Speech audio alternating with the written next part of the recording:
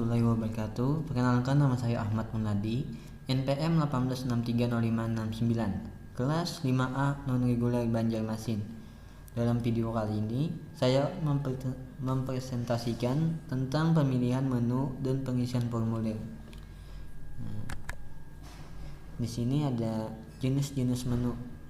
Yang pertama, single menu atau menu utama. Yang kedua, button choicer. Yang ketiga, multiply item menu. Yang keempat, radio buttons. Yang kelima, extended menu. Yang keenam, fold down and fold off. Yang ketujuh, menu tetap atau menu permanen. Yang kedelapan, linear screen dan multiply menu. Yang kesembilan, multiply selection menu. Yang kesepuluh, menu pohon. Kita masuk yang menu pertama, yaitu single menu atau menu utama, menu biner. Menu biner adalah menu yang hanya terdiri dari suatu jawaban yang pasti, seperti angka biner. Kalau bukan 1 pasti bernilai 0. Contoh seperti yes atau no. Misalnya Anda menghapus suatu file, di situ ada pilihannya yes atau no. Terus yang kedua, mnemonic letter. Ini sama juga pilihannya, ada 2, sama juga seperti menu biner, dimana pilihannya dimana kita dapat hanya memilih 1 di antara 2. Nah, seperti ini. Ini menu button choicer. Kita memilih antara 1 di antara 2 ini, antara oke atau cancel. Terus multiply item menu. Multiply menu ini adalah terdapat banyak pilihan menu, namun hanya dapat memilih 1.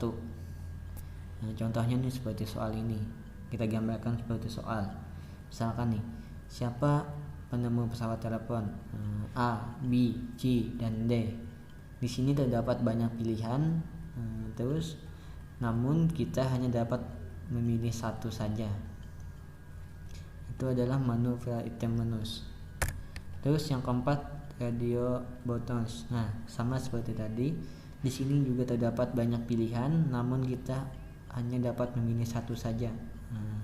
Setelah memilih 1, kita klik OK. Itu radio button. Yang kelima, extended menu. Extended menu ini adalah menampilkan banyak pilihan dengan menggunakan teknik scroll, yaitu menggeserkan ke bawah. Ini adalah extended menu. Terus yang keenam, fold down and fold menu. Tambahan menu yang muncul di bagian kanan ketika kita menekan salah satu tombol menu utama. Seperti basic ini adalah menu utama, terus kita klik maka akan muncul di bagian kanannya seperti ini. Ini adalah menu fold down and fold off. Terus yang ketujuh, menu tetap. Menu tetap ini adalah di mana menu ini hanya terdapat dalam suatu aplikasi tersebut, tidak bisa tidak bisa dihapus atau ditambahkan. Itu adalah menu permanen. Terus yang ke-8, linear and multi menus. Ini tidak seperti gambar di bawah. Ini banyak sekali tampilan atau peringatannya. Yang ke-9, multiply selection menu.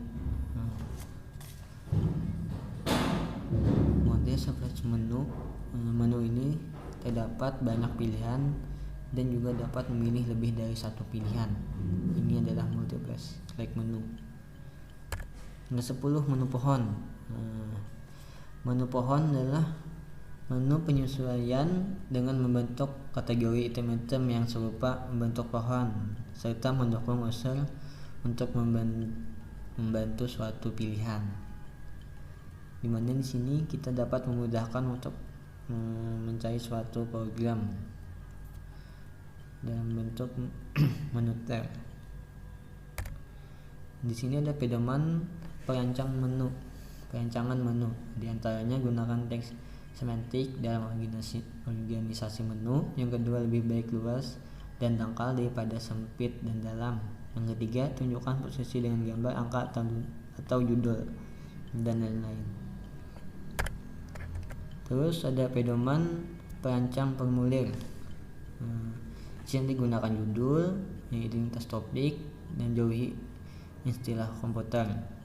Gunakan petunjuk yang dapat dipahami, gambarkan aksi yang harus dilakukan, dan lain-lain. Di sini kita masuk presentasi yang kedua, yaitu strategi multiply window. Strategi multiply window. Yang pertama, persoalan yang dihadapi banyak pemakaian komputer. Yang pertama yaitu perlu melihat lebih dari satu sumber.